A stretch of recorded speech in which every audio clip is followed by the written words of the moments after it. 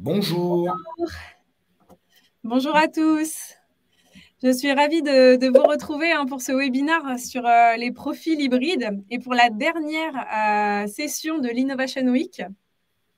Donc, n'hésitez pas aussi à poser l'ensemble de vos questions dans le chat tout au long de ce webinaire. On y répondra soit au fur et à mesure, soit plutôt à la fin. Donc, oui. Dites-nous bonjour, faites-nous signe dans le chat comme quoi vous nous entendez, vous nous voyez bien. Éventuellement, vous pouvez aussi, moi j'aime bien savoir où vous êtes, les lieux où vous êtes, les villes où vous êtes. Des fois, on a des gens à l'étranger, des gens de partout, Ouais. donc c'est sympa, quoi. Donc ça va arriver, on peut continuer, ils vont nous dire ça. Super. Bayard, Montpellier, le Maroc est là, l'Alsace est avec nous, Caen, la Normandie. Je viens en Normandie cet été pour voir les plages du débarquement. Madagascar, j'irai pas cet été. L'Algérie, Lille. Je passe à Lille aussi cet été. La Haute-Savoie, voilà. Bon, c'est génial. Allez, génial, vous êtes tous un petit peu partout. Je suis psychologue de travail à Montpellier, mais je vous écoute depuis Lille. Ah, bah, il y en a qui nous font des blagues en plus, Alban. Super. Donc, je vais me présenter. Donc, je suis Cilia Gagny, pour ceux et celles qui ne me connaissent pas encore. Donc, je suis responsable du service formation et consulting chez Central Test. Et j'ai le plaisir de co-animer ce webinaire aujourd'hui avec Loïc Douillère, qui va se présenter prochainement, tout à l'heure. Donc, dans ce webinaire, Loïc va commencer à aborder la notion de compétences, de talent, de potentiel.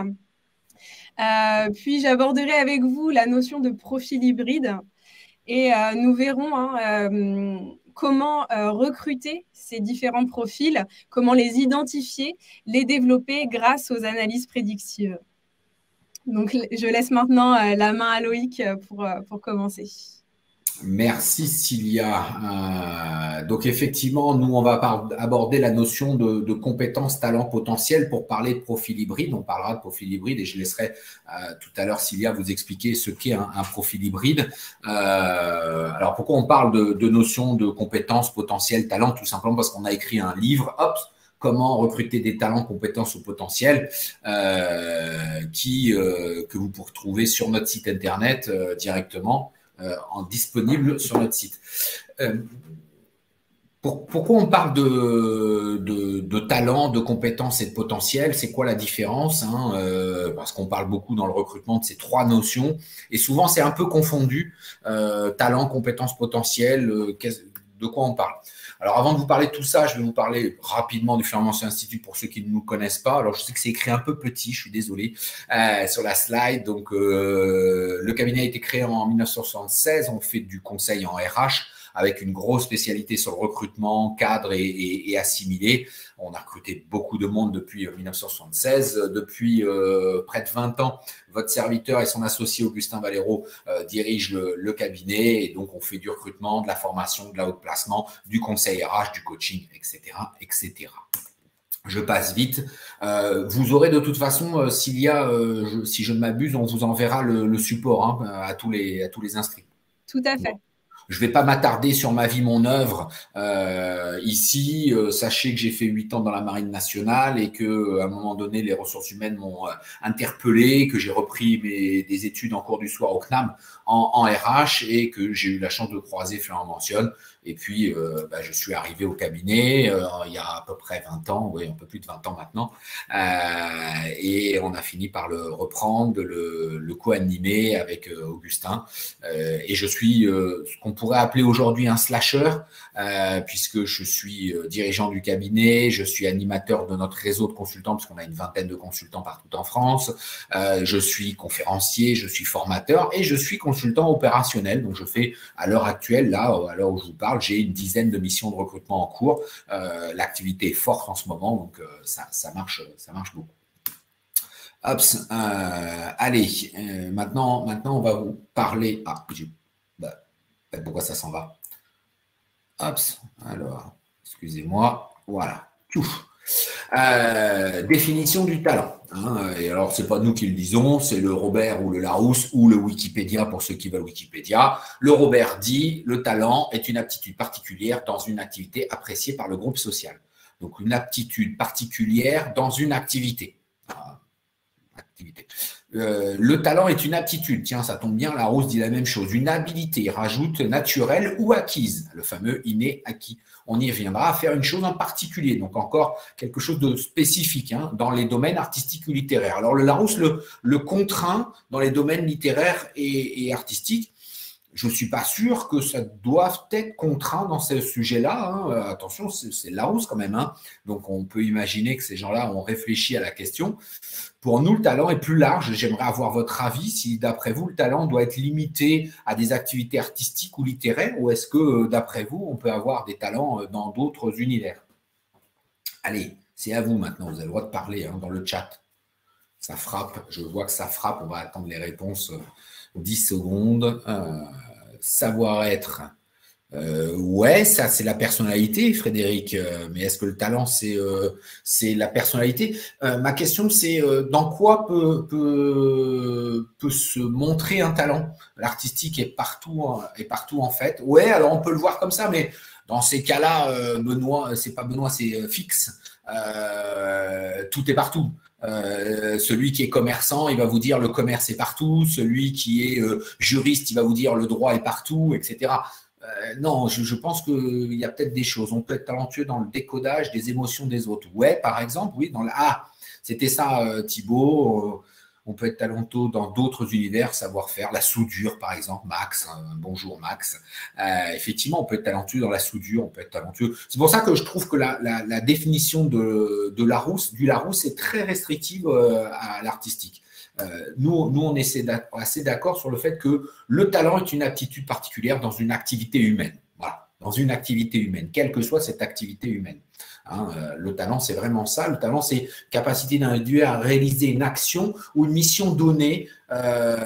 Et quand cette activité, elle est remarquable, cette aptitude, on parle de talent et parfois de don. Alors, je me méfie de la notion de don. Hein, parce que le don veut tout de suite dire, et voilà pourquoi on a transféré le talent en plutôt inné, parce qu'on a confondu don et talent. Le don, on peut considérer que c'est l'inné.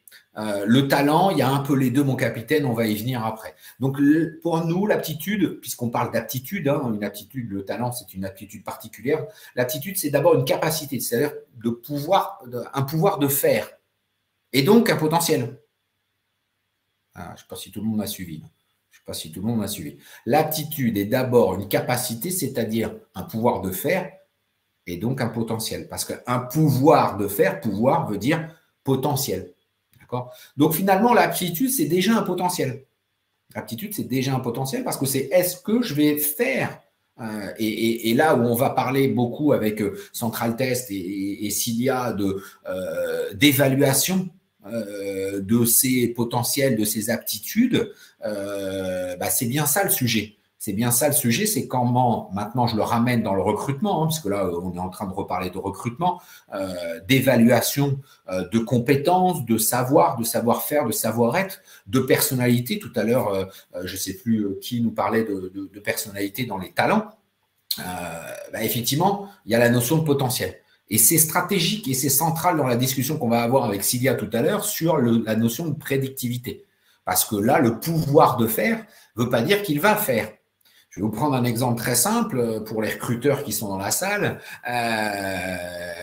Le CV et l'entretien sont les deux pires outils de recrutement. Eh oui, sont les deux pires outils de recrutement. Vous savez pourquoi le CV et l'entretien sont les deux pires outils de recrutement? Parce que le CV, il peut vous raconter ce qu'il veut sur le CV. Il peut vous marquer « je suis le pape », il peut vous marquer qu'il a fait telle compétence. Est-ce que c'est pour ça, même s'il l'a fait, est-ce que c'est pour ça qu'il va le faire? J'en sais fichtre rien. Et est-ce qu'il l'a fait? J'en sais fichtre rien au niveau du CV. Donc le CV, pour moi, entre guillemets, si je résume, c'est presque un bout de papier sur lequel quelqu'un a fait du déclaratif. Il a écrit ce qu'il a voulu vous écrire. Et en plus, maintenant, les candidats savent très bien marketer le truc. Voilà. L'entretien, c'est pareil, c'est un peu le jeu du poker menteur. Oui, il va vous dire ce que vous voulez entendre. Surtout le candidat formé d'aujourd'hui, intelligent, pour peu qu'il a fait un peu de marketing, et d'acteurs studio, et d'entraînement, et dans les écoles, toutes les écoles aujourd'hui les forment à l'oral, à la prise de parole en public, etc. Donc le candidat, il va vous dire ce que vous avez envie d'entendre. Bon, alors là, on est bien barré avec ça, Cilia. On se retrouve avec les deux outils. 80% des recrutements se font avec le CV et l'entretien. Patatras, 80% des recrutements se font avec les pires outils de recrutement.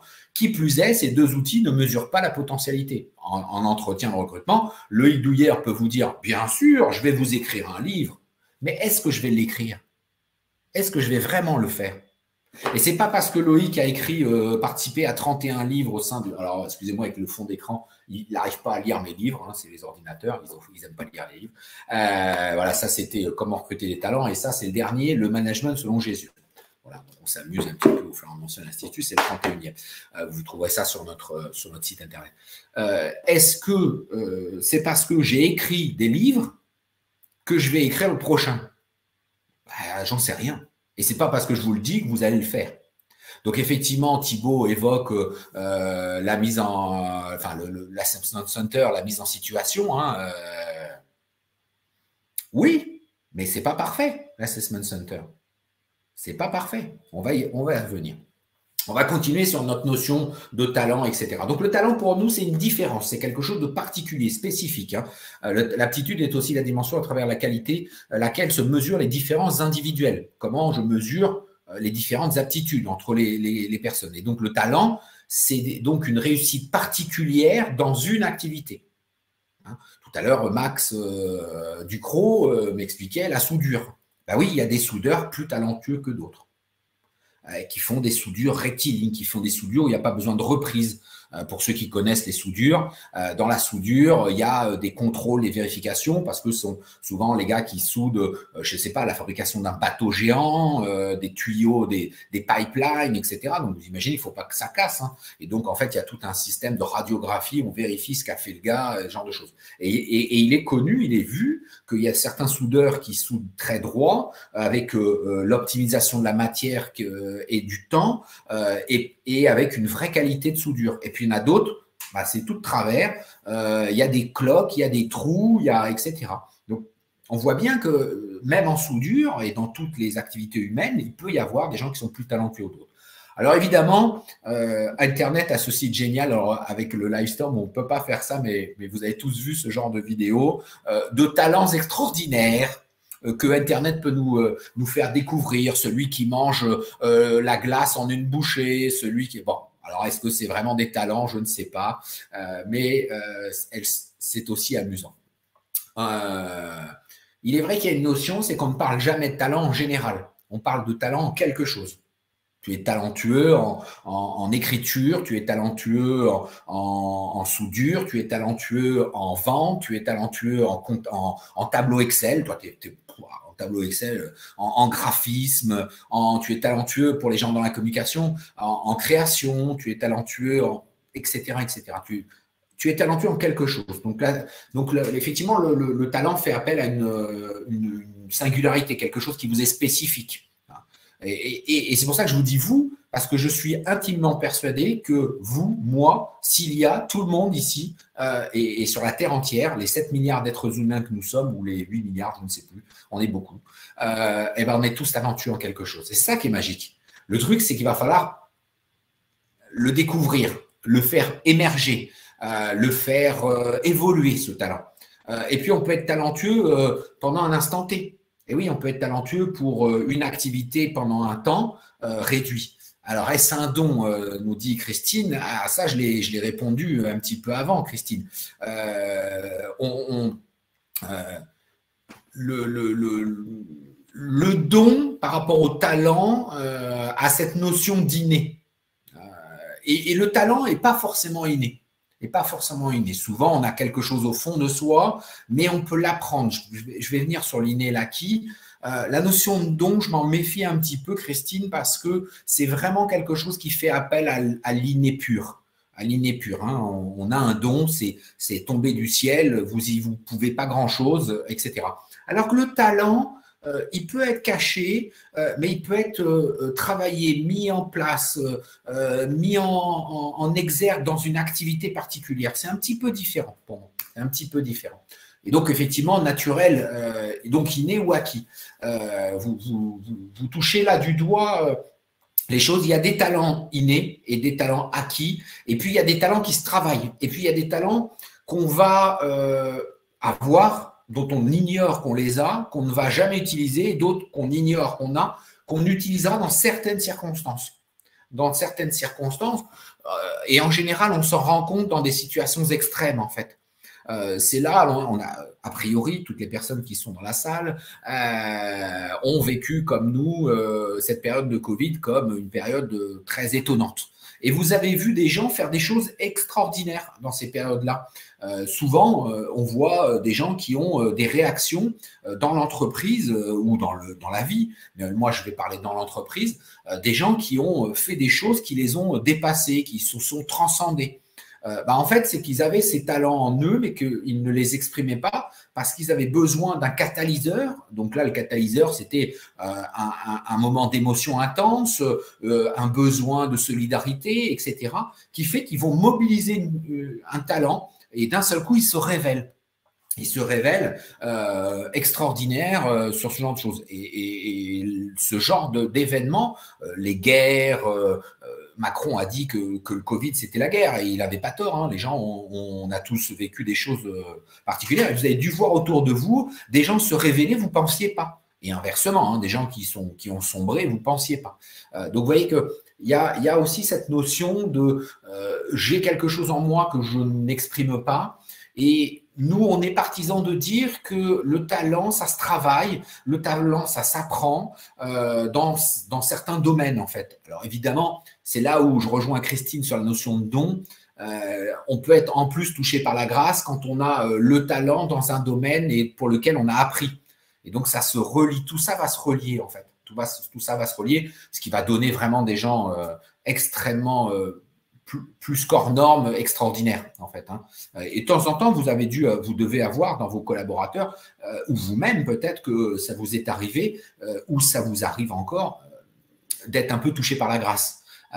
C'est en fait que vous avez l'intégralité des faisceaux qui vont s'aligner, l'alignement un petit peu des planètes, hein, c'est pas ésotérique ce que je raconte, c'est juste que vous avez des choses innées chez vous, des choses que vous avez apprises, un peu d'expérience, et puis tout ça combiné à un instant T dans un environnement particulier va faire que ça va éclore et que ça va être une explosion et ce talent va vraiment s'exprimer complètement.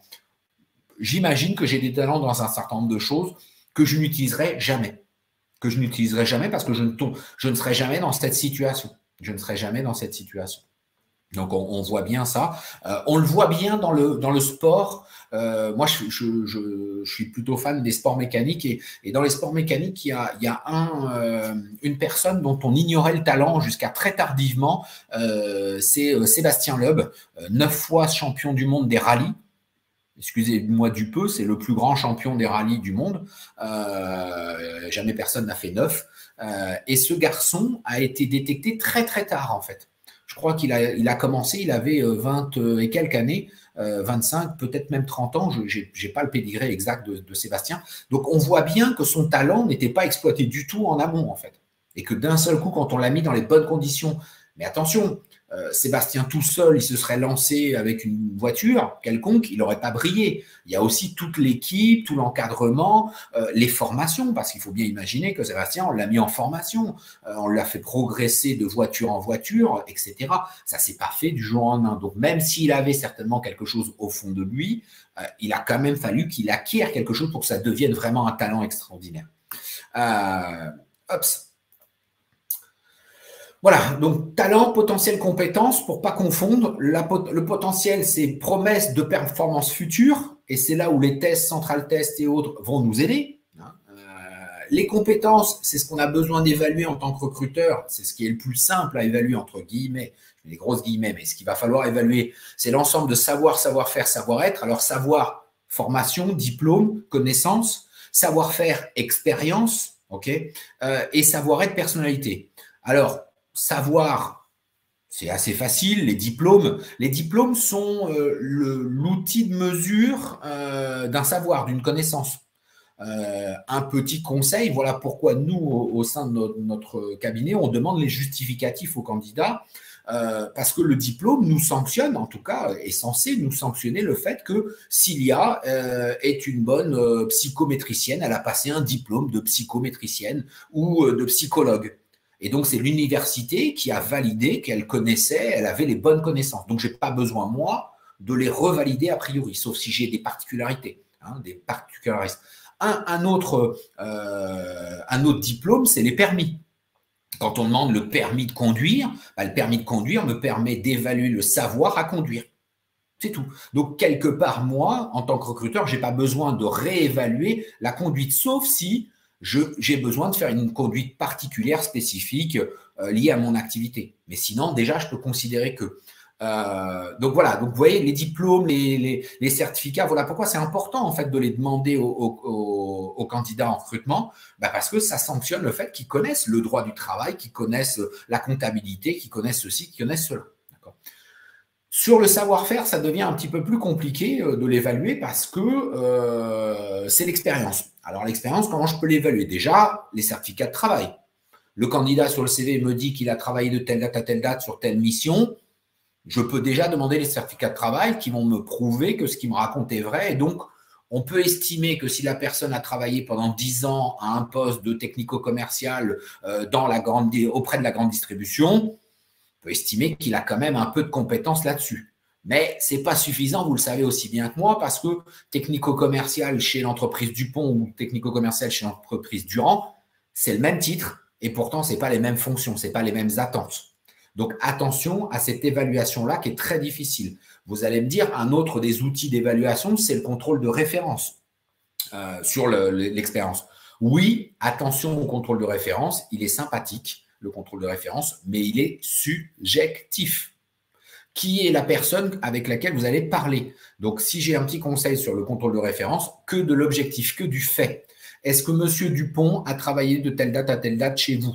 Oui. Est-ce qu'il avait bien tel poste? Oui. Telle mission? Oui. Est-ce qu'il a eu tel résultat? Oui. Et si à ces réponses-là, si à ces questions-là, les réponses sont positives, le contrôle est positif, c'est pas comme le Covid, là c'est bien d'être positif. En revanche, n'écoutez pas trop il était pas sympa, il était ceci, il était cela, etc. Là, on rentre dans la subjectivité de l'autre et bizarrement, plus la séparation est proche et a été plus ou moins bien vécue, et pire va être le candidat.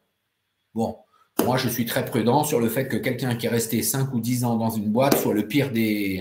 voilà. Il y a aussi des employeurs et des managers qui ne sont pas top. Donc, prudence et mère de sûreté. Je l'entends, mais je ne me laisse pas.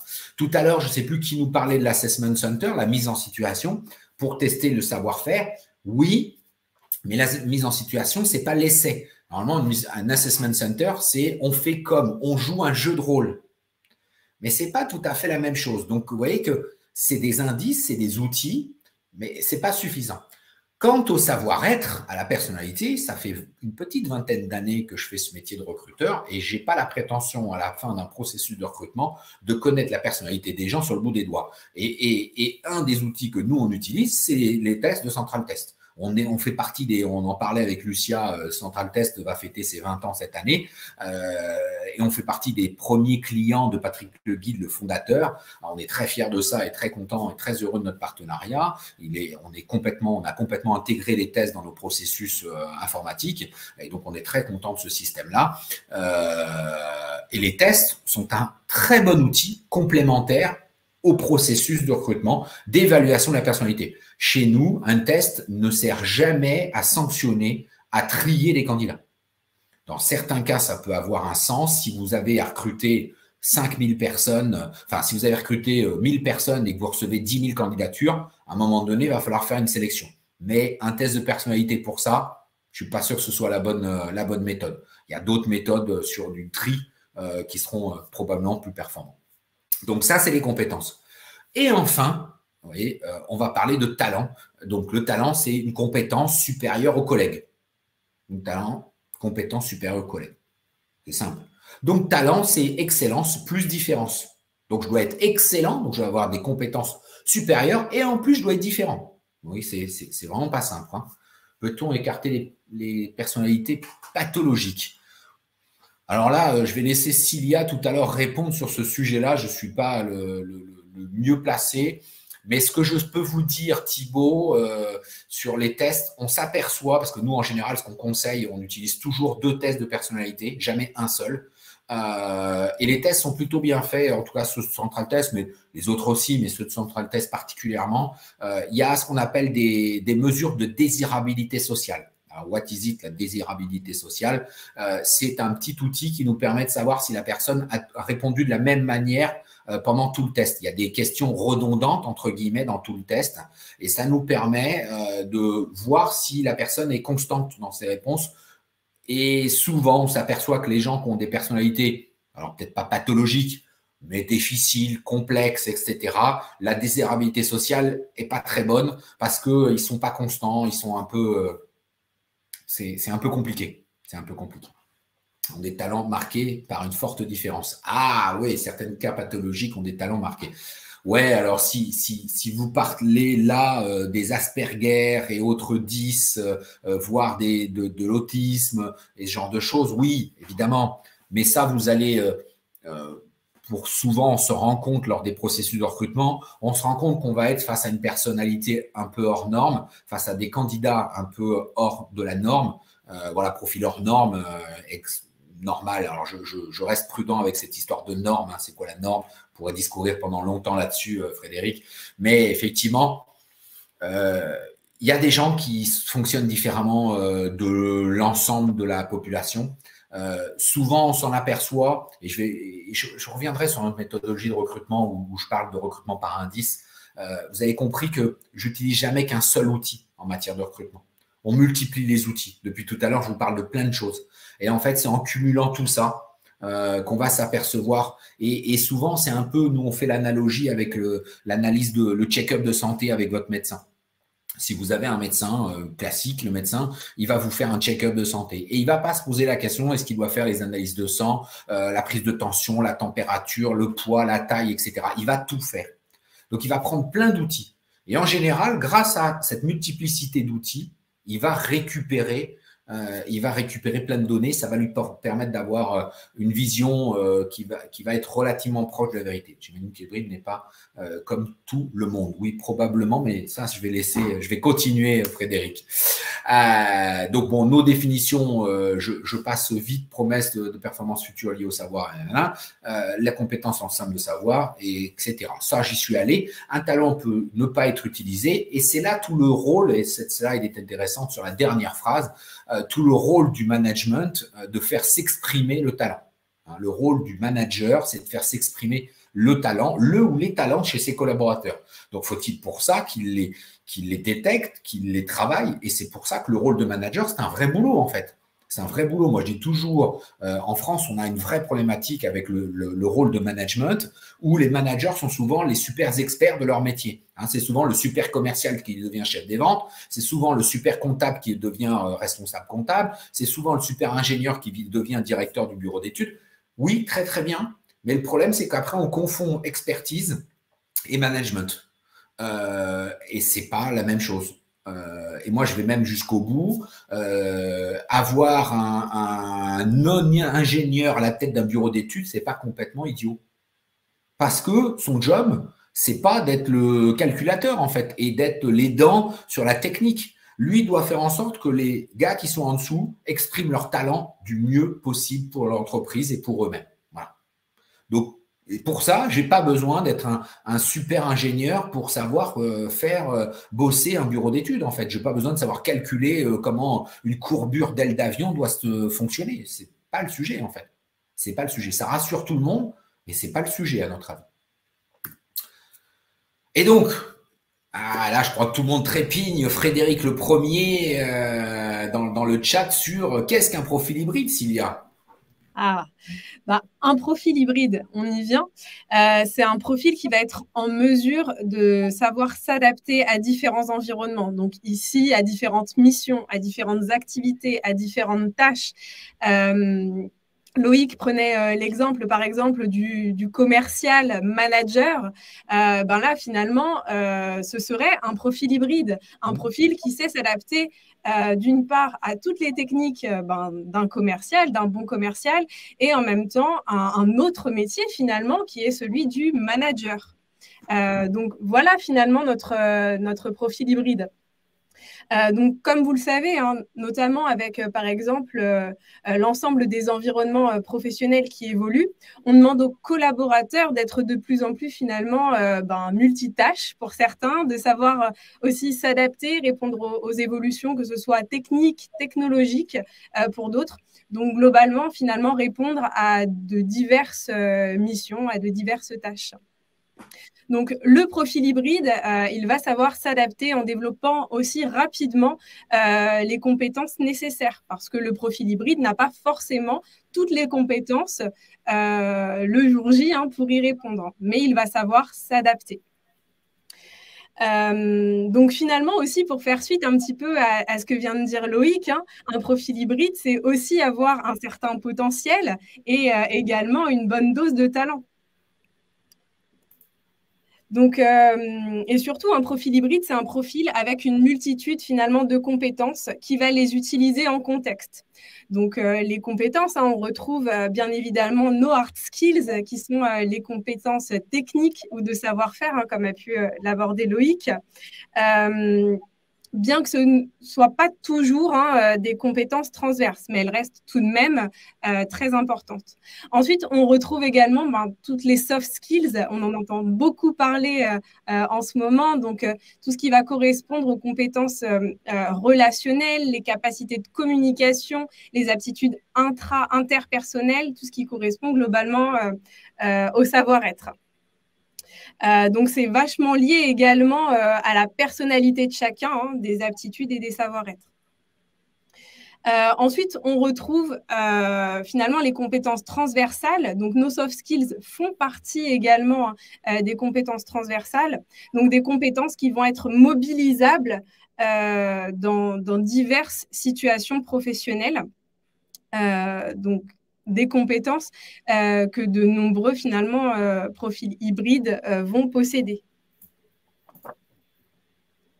Donc, on peut rentrer un peu plus dans le détail, bien sûr, de la compétence transversale. Donc, ce sont des compétences que l'on exerce un peu dans différents contextes. Elles sont très intéressantes parce qu'on va pouvoir les valoriser dans différents métiers, dans différents secteurs d'activité. Et elles vont permettre à la personne vraiment d'évoluer dans son domaine ou bien d'aller vers de nouveaux horizons. Donc, notre commercial qui évolue vers du management, par exemple. Donc, dans ces compétences transversales, elles sont vraiment de différents ordres, interpersonnelles, organisationnelles, cognitives notamment. Donc, elles vont être très utiles dans le cadre du recrutement, mais également de la mobilité, de la reconversion, développement professionnel de manière un peu plus générale. Donc, comme on a pu le dire juste avant, les métiers évoluent. Les professionnels RH sont vraiment à la recherche de profils qui vont pouvoir s'adapter à de nouvelles missions, à des évolutions en interne, à des mouvances également de la profession. Donc, finalement, le profil hybride, c'est celui qui va vraiment pouvoir exploiter l'ensemble de ses compétences, de ses hard skills, soft skills, compétences transversales pour s'adapter à ces différents environnements très diversifiés. Alors Loïc, comment fait-on pour recruter finalement un profil hybride ? Alors, avant de parler de méthode, je voulais revenir sur les notions de hard skills, soft skills, compétences transversales. Parce que effectivement aujourd'hui, on a vu l'émergence depuis quelques années dans tous les domaines de ces postes hybrides en termes de fonctions. Quand on a travaillé avec Cilia et Lucia de Central Test sur justement cette thématique, je leur parlais du poste de sténodactylo. Aujourd'hui, qui a une sténodactylo? Plus personne. Alors qu'avant, il y avait une bardée de sténodactylo. Ce poste de sténodactylo, il est devenu un poste de secrétaire, et puis il est devenu aujourd'hui un poste d'assistant, et puis aujourd'hui, on parle de chargé de projet, de chargé de mission, de chef de projet.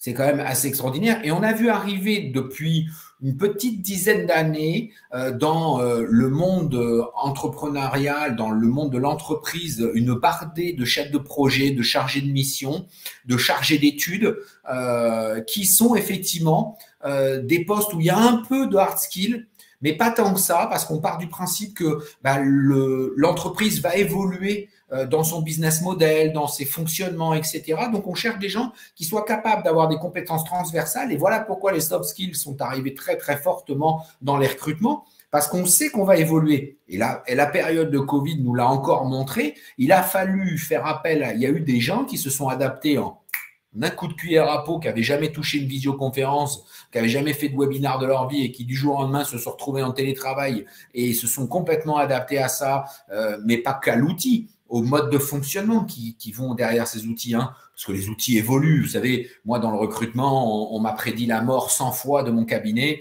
parce que les outils, Internet est arrivé, les CVTech sont arrivés, blablabla, les intelligences artificielles sont arrivées. Oui, ce sont des outils.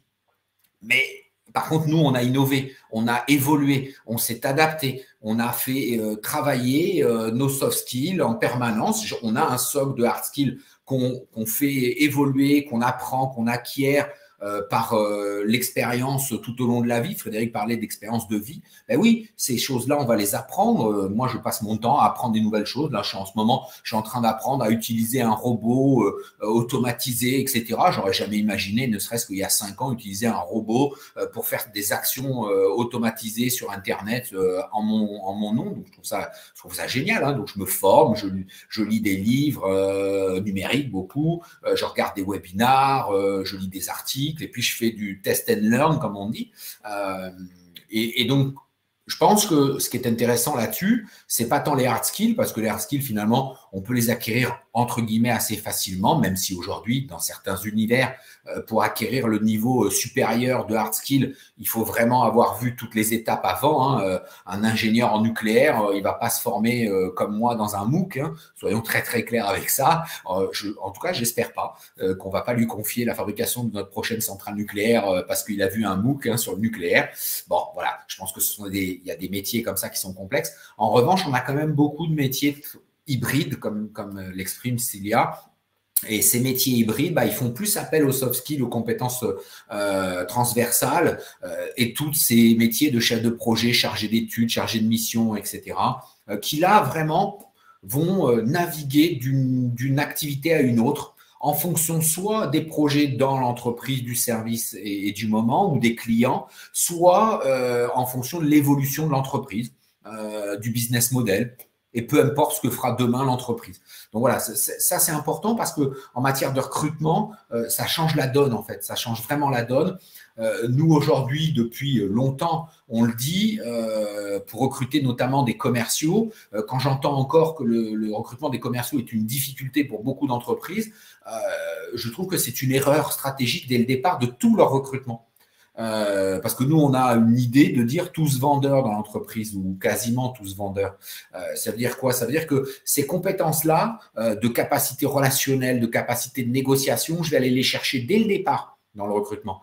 Toute personne que je recrute dans mon entreprise, je vais la scanner sur ces notions-là. Et pas de savoir si il est comptable, s'il est ingénieur, s'il est ceci. Je vais regarder, évidemment, c'est le socle de base d'avoir les compétences. Si je cherche un ingénieur en informatique, je vais vérifier en faisant des tests informatiques. Un, il a le diplôme d'ingénieur informatique et deux, il connaît les langages trucs, etc. Mais ce qui va m'intéresser, c'est comment demain je vais pouvoir le faire évoluer dans ma structure et comment il va évoluer avec ma structure. Donc, ça nécessite que j'ai fait un vrai travail. Demain matin, ne demandez pas à Central Test, vous pondre un truc si vous n'avez pas fait le boulot chez vous dans votre entreprise. Il y a ça aussi, parce que certaines entreprises s'attendent à des outils magiques. Mais l'outil, d'abord, c'est vous, en interne.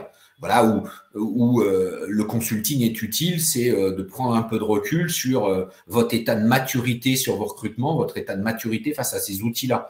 Est-ce que vous en êtes encore à recruter des compétences techniques et puis des compétences managériales, et puis c'est à peu près tout, vous vous limitez à ça, ou est-ce que vous êtes déjà dans l'évaluation des potentiels, dans l'avenir de votre entreprise, dans l'évolution des personnes? Oui, mais Loïc, nous on est une petite boîte. Au contraire, tu dois chercher de l'hybride, de la performance, etc. Alors comment on fait ça? Nous, on a une petite méthode. C'est la méthode du Florent Institut. Elle vaut ce qu'elle vaut. Méthode qui va bientôt avoir 50 ans, qui marche bien. On a dû faire près de 20 000 recrutements avec ça. Et nos clients s'en plaignent pas. Alors, il y a deux choses déjà. Il y a le recrutement interne et le recrutement externe des talents. Est-ce qu'on va élever en pépinière nos talents ou est-ce qu'on va aller chercher des pépites? Chasseurs de pépites, chasseurs d'or. On nous appelle des chasseurs de tête, pas pour rien. Bon, encore une fois, alors je suis normand donc d'origine, même si maintenant j'habite dans le sud depuis très très longtemps. Il faut un peu les deux. Il faut allier pépites et pépinière. Et faire éclore et développer les talents en interne et le favoriser, cette éclosion. Et puis, il faut amener du sang neuf. Donc, ça veut dire que dans ma stratégie de recrutement, il faut que j'ai ça en tête, en fait. Et tout le temps. Il faut que je me laisse jamais déborder par un départ, une envie d'évolution d'un collaborateur, etc. Il faut que j'ai prévu ça. Et voilà pourquoi je reviens et j'insiste, le manager doit manager. Parce que si vous n'avez pas de manager qui manage, qui sont des bons techniciens qui encadrent des collabs, eh bien ça, vous ne le verrez pas. Et résultat, vous allez aller dans le mur jusqu'au moment où, j'ai encore eu le cas, il y a 15 jours, j'espère qu'il n'est pas dans ça, de toute façon, je ne vais pas dire le nom de l'entreprise, une très grande entreprise, plusieurs dizaines de milliers de collaborateurs, Ils ont un super service RH. Et vous savez ce que… Alors oui, je crois que Lucia peut répondre à Benoît. Si Lucia est là, il y aura le support qui sera diffusé. Plusieurs dizaines de milliers de collaborateurs, le directeur régional Sud, que je connais par ailleurs, me dit quoi? Me dit Loïc, on aurait besoin de toi pour recruter un commercial confirmé. D'accord, très très bien, on est dans un domaine technique, voilà, et notre commercial, ça fait 28 ans qu'il est dans la maison. Très, très bien. Et donc, il part à la retraite. Ah, très, très bien. Et quand je vois sa tête, je me doute que le truc n'a pas été préparé. Mais je suis bienveillant, donc je lui dis, et donc, on prévoit son départ pour quand? Il vient de nous dire qu'il partait au mois de septembre. Nous sommes au mois de juin, chers amis. Nous sommes au mois de juin. Donc là, on est face à un truc qui est quand même assez extraordinaire, une entreprise de plusieurs dizaines de milliers de collaborateurs, qui a un service RH, etc., qui n'est pas fichu de se rendre compte qu'elle a un collaborateur, et tenez-vous bien de l'âge du collaborateur, je rigole doucettement sur l'âge de départ en retraite, ce monsieur a 66 ans.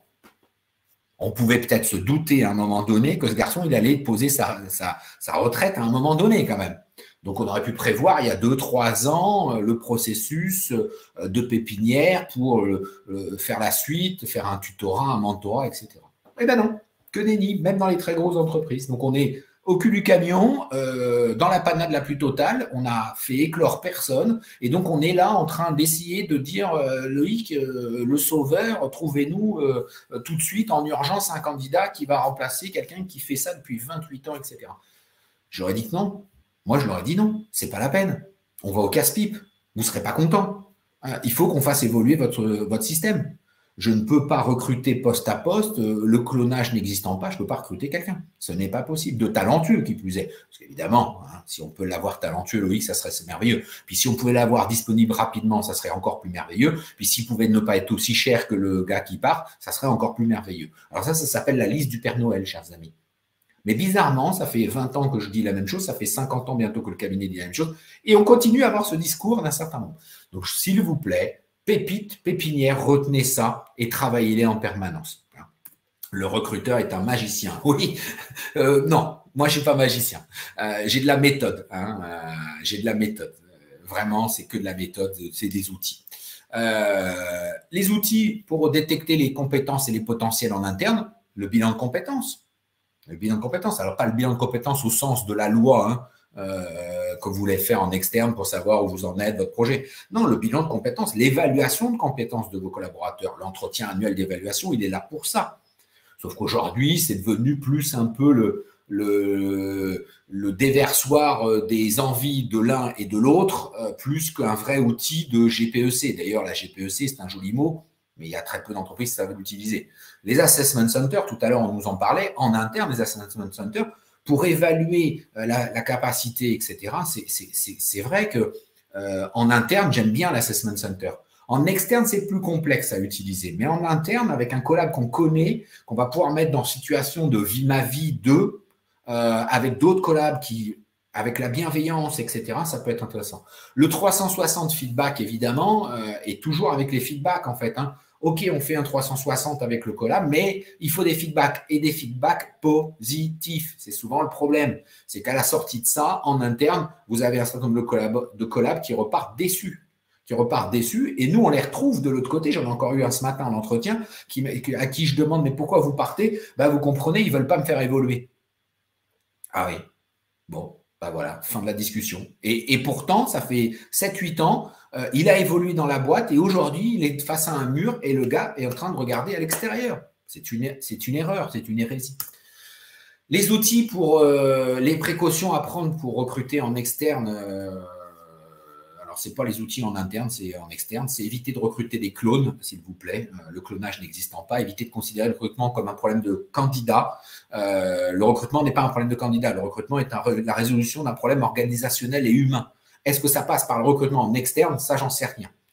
Ne pas subir mais anticiper, je l'ai déjà dit. Et puis la réussite d'un candidat, alors on a notre petite formule, P égale CM3. P, c'est la performance, C, les compétences qui sont activées par 3 M, motivation, management et moyens. Si je ne donne pas de moyens à mon candidat, il ne réussira pas, il n'activera pas ses compétences comme il faut. Donc ne vous étonnez pas si vous recrutez un commercial et que vous ne lui confiez pas une voiture de fonction qui va bien pour faire la route. Si vous lui donnez la Clio qui a déjà été usée par 4 commerciaux, le gars qui fait 1m90, qui va se casser le dos, il va arriver avec des cernes comme ça chez les clients, dans un état de sueur et d'inconfort. Ne soyez pas étonnés que devant le client, il ne sera pas bon. Et ça, je le vois tous les jours. Caroline, P égale CM3.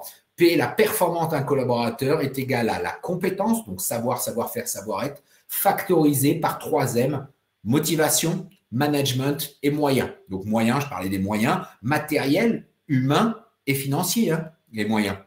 Matériels, donc une bonne voiture, un bon ordinateur. Chez moi, et je dis toujours à mes clients, je dis toujours cet exemple, mes collabs ont tous les meilleurs ordinateurs de la Terre. Je ne supporte pas, je trouve ça complètement dingue de voir encore dans des entreprises des ordinateurs où vous voyez le matin ou à des moments quand l'ordinateur fait quelque chose, les collabs qui attendent devant l'ordinateur que l'ordinateur fasse ce qu'il a à faire. Et là, je me dis, mais attendez, vous êtes en train de fournir un stylo qui marche une fois sur 50% du temps à vos collabs? Dans le monde dans lequel on vit, c'est une absurdité. Ah oui, mais Loïc, ça coûte cher. Ben oui, mais tu payes quelqu'un qui travaille que 50% de son temps. Fournis-lui un outil qui fonctionne 100% du temps déjà, qui soit vraiment le plus performant. Donc nous, ils ont des super ordinateurs, ils choisissent leur ordinateur sur catalogue, c'est eux qui choisissent les trucs qui marchent bien, qui coûtent une fortune. Oui, ça me coûte une fortune, on est d'accord. Mais c'est tellement performant, on ne perd pas de temps avec ça. On ne perd pas de temps. Donc voilà, les outils, c'est extrêmement important. Motivation, moyens et management, Catherine. Donc, je finis. Moyens, donc moyens matériels, moyens financiers. Fournissez-leur des budgets. S'ils n'ont pas de budget, votre responsable maintenance, il ne fera rien sans budget. Il ne fera pas des miracles dans votre usine. Moi, quand j'entends ça, oui, on veut un responsable maintenance, j'en recrute un en ce moment. Oui, on veut un responsable maintenance qui soit un géo-trouve-tout, qui se débrouille, qui nous répare les trucs. Très, très bien, mais si vous ne lui donnez pas des budgets, il ne va pas faire des miracles. Ce n'est pas un magicien non plus. Et puis, des moyens humains, de l'assistance humaine. Votre responsable maintenance, votre directeur de bureau d'études, s'il passe son temps à écrire des tableaux, à faire des reporting, etc., et qu'il ne manage pas ses gars, ça ne sert à rien en fait. Donc voilà, moyen. Deuxième, c'est la motivation. Il faut qu'il soit motivé, votre candidat. Et qui va lui donner cette motivation? Lui, bien sûr, mais surtout le management. Alors là, je cite un exemple, je ne suis pas fouteux, mais il y a un exemple qui parle à tout le monde. En général, si vous étiez adulte le 12 juillet 98, vous savez tous où vous étiez ce jour-là. En général, 99% des gens dans la salle, quand je leur dis ça, ah ouais, j'étais à tel endroit. Voilà, 12 juillet 98, tout le monde se souvient de cette liesse populaire en France, on gagne la première Coupe du Monde, etc. Bon, très très bien, ça c'est 98. Et 2008, ils descendent pas du bus. Fichtre. Qu'est-ce qui se passe? Qu'est-ce qui se passe pour qu'ils descendent pas du bus? On le sait aujourd'hui, ils sont super compétents. Sur le papier, on avait les meilleurs joueurs du monde. Voilà, de toutes les équipes réunies, ils jouaient en Angleterre, en Espagne, en Allemagne, etc., en France, et on avait la meilleure équipe du monde. Ok, donc ils sont super compétents, pas de sujet. Ils ont tous les moyens. Vous êtes l'équipe de France, vous êtes une des équipes phares au monde. Ils ont tous les moyens à disposition. Donc il restait un troisième M pour qu'ils ne soient pas performants. C'est le management. Et on sait aujourd'hui dire que le management, le manager n'a pas réussi à les motiver, à leur donner l'envie de descendre du bus et d'aller se défoncer sur le terrain. Donc, si vos managers ne leur donnent pas l'envie d'avoir envie, comme dirait l'autre, oubliez, ce n'est pas le candidat qui fait tout.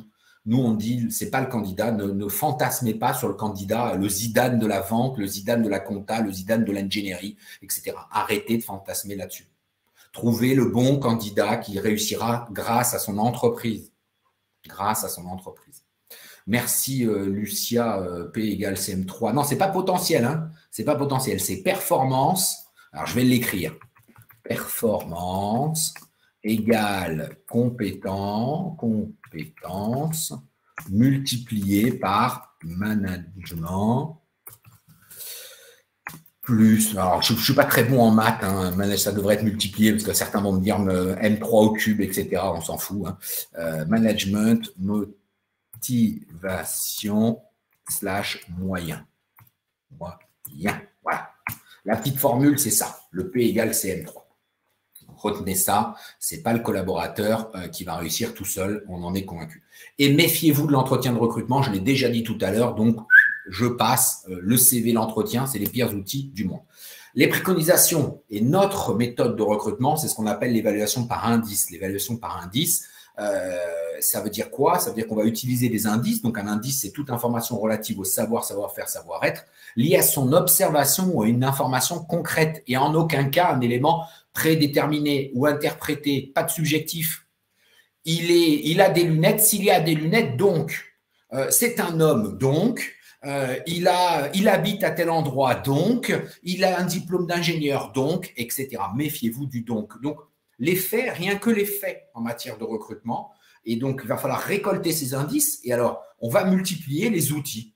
Donc, moi, j'utilise le CV, j'utilise l'entretien, j'utilise les tests, j'utilise les dossiers de candidature, j'utilise les justificatifs, j'utilise etc., etc. Et on fait plusieurs entretiens, différents types d'entretiens. Je regarde comment le candidat s'est comporté en termes de processus, est-ce qu'il vient de tel ou tel support. On traque toutes ces informations, on recueille ces indices. À une époque, certains disaient, certains recruteurs, au tout début, quand j'ai commencé, il y a une vingtaine d'années, qu'il y avait très peu d'Internet, les recruteurs, les managers un peu confirmés à l'ancienne, me disaient à moi, au premier regard, monsieur Douillard, je sais si c'est le bon. Donc, vous n'avez pas besoin de m'en présenter 50. Hein. À la poignée de main, molle ou pas molle, je peux vous dire que ça va le faire ou que ça ne va pas le faire. Alors, aujourd'hui, c'est les fautes d'orthographe, c'est, voilà. Bon, ok. C'est la photo sur le CV ou pas la photo, c'est tout un tas de trucs subjectifs.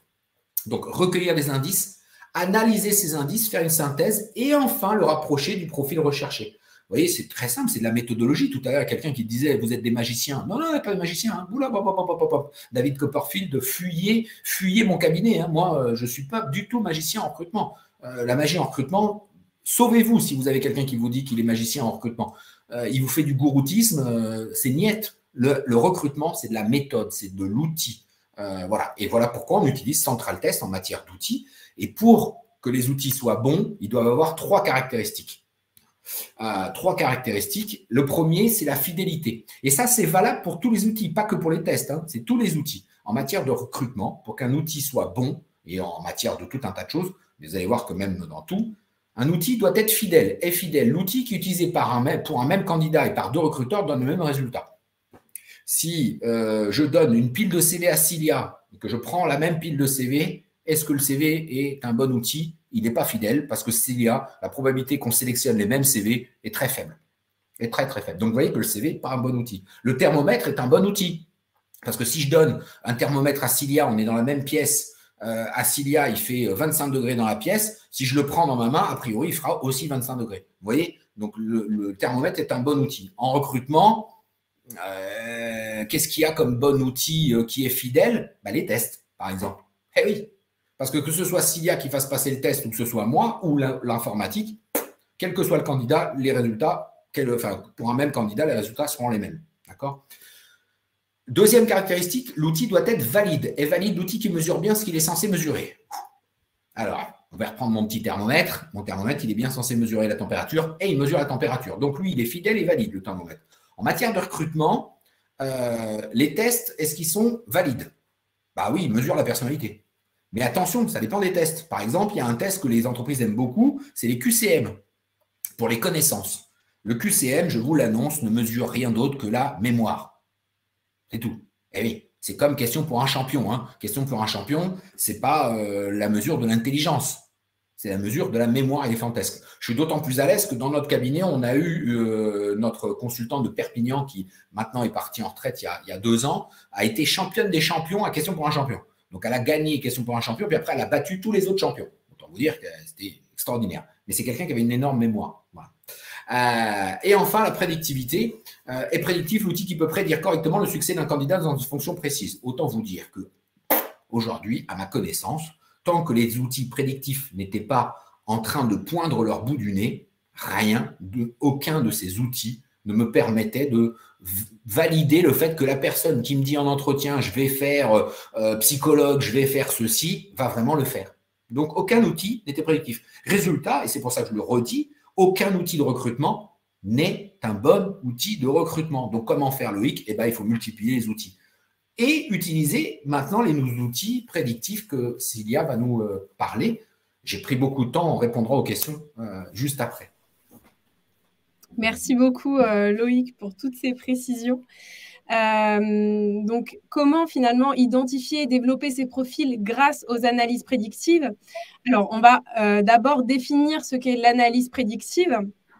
Donc, elle prédit, elle anticipe un événement. Donc, l'objectif, c'est de dresser finalement un certain nombre d'hypothèses fiables sur les tendances à venir.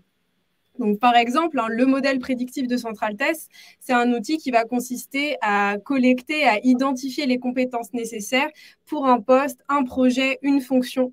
Et ensuite, vous allez pouvoir obtenir un matching. Donc là, encore une fois, pour que ce soit le plus fiable, on n'utilise pas un seul outil, mais on va être bien sûr sur une évaluation multicritère. Donc pour ça, on va utiliser des tests de personnalité. Donc, encore une fois, la particularité chez Centraltest, c'est que nos tests sont à ciblage unique. On n'a pas un seul test de personnalité. On ne peut pas utiliser le même si on recrute un petit jeune, par exemple, ou un cadre. Donc, on va avoir des tests qui vont être spécifiques, adaptés au profil que vous recrutez. Et ça, c'est vraiment très, très important. Ensuite, on va avoir donc les tests d'intérêt, les tests de motivation, les tests d'aptitude et de capacité cognitive. Donc là, on va vraiment avoir finalement une batterie d'évaluations sur lesquelles on va pouvoir se reposer pour avoir un matching qui va être très précis. On ne se base pas sur une seule évaluation, mais c'est vraiment une combinaison d'évaluations. Donc, c'est une évaluation multicritère, multiméthode. Juste avant, est-ce que vous utilisez, vous, peut-être l'analyse prédictive? Dites-nous tout aujourd'hui dans vos recrutements. On va attendre quelques instants. Pas encore. Ça va être l'occasion peut-être de tester et de mettre ça en place.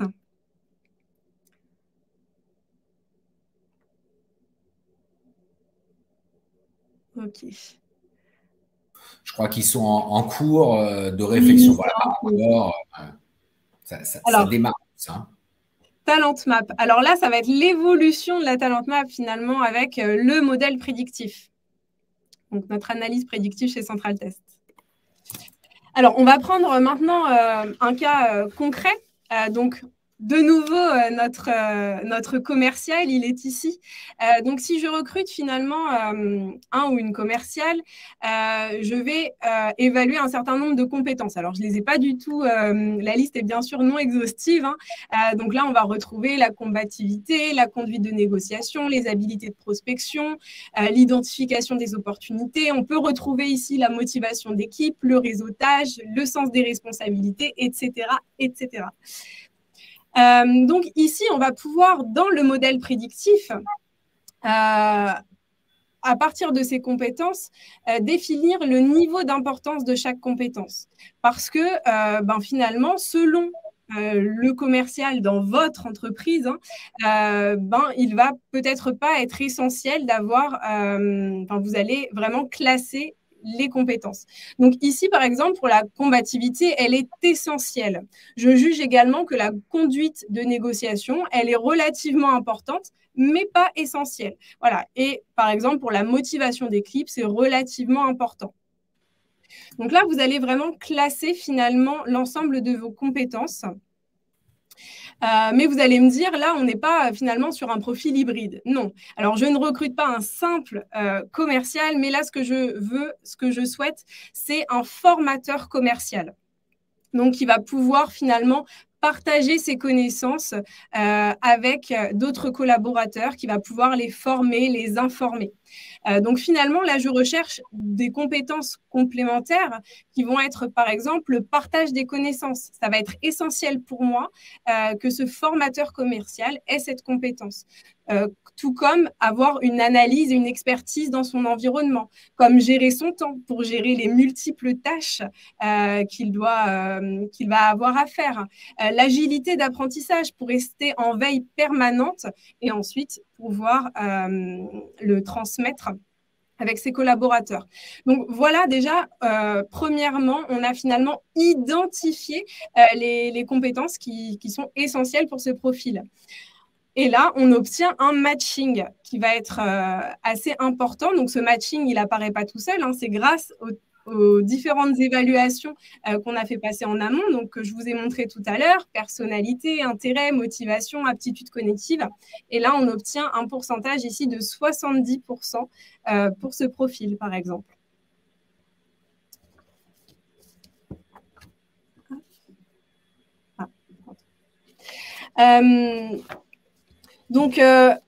Donc finalement, l'analyse prédictive, elle ne va pas non plus servir que dans le cadre du recrutement. Elle peut déceler également les potentiels. C'est ce qu'on disait tout à l'heure.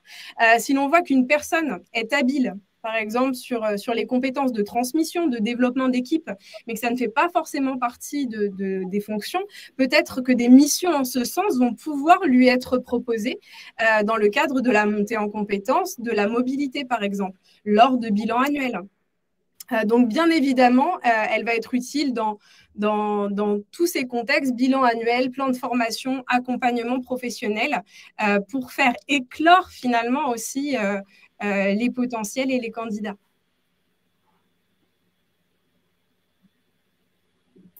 Ils sont très sages. Oui, très. Ils boivent vos paroles, Sylvia.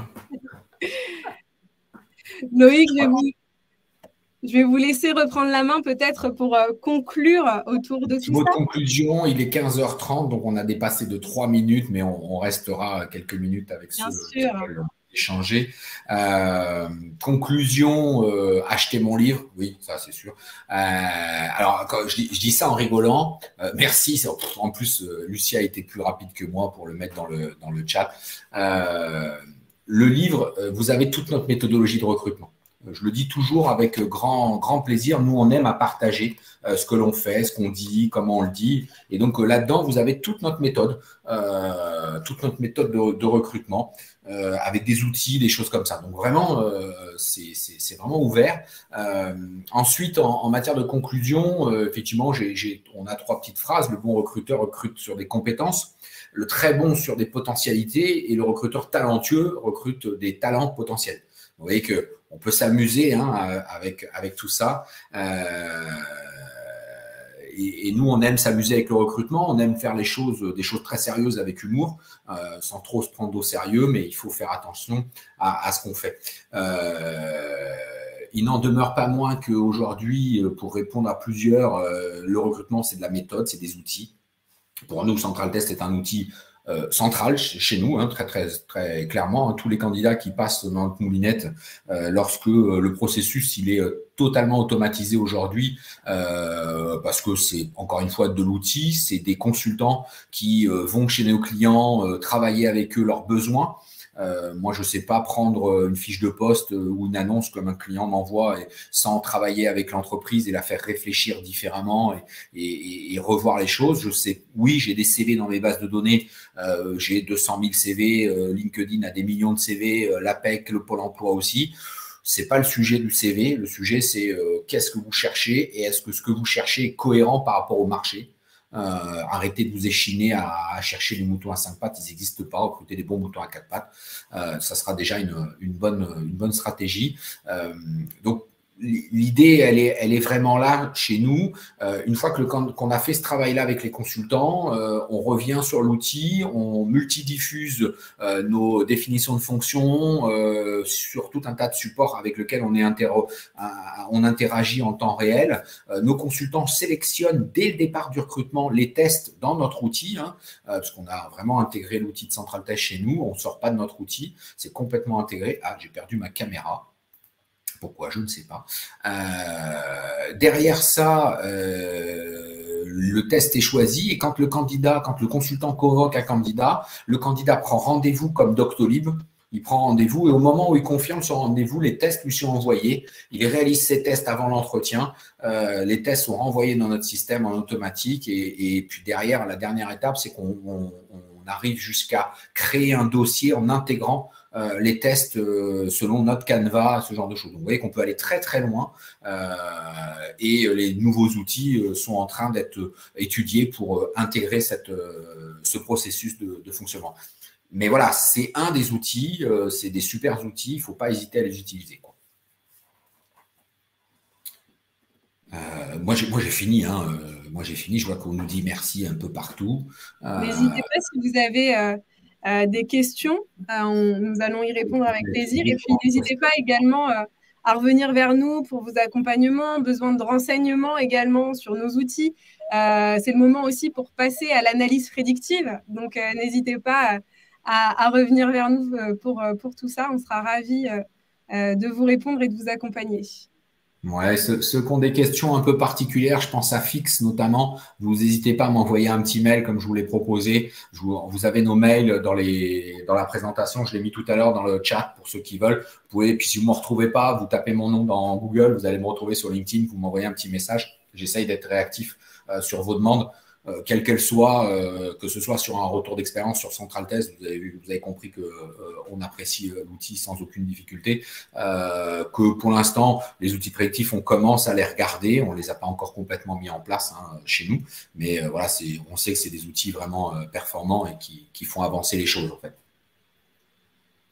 Bon, s'il y a, je crois qu'ils sont sages et qu'ils nous disent merci. Merci à tous. Hein. On peut dire merci à tout le monde.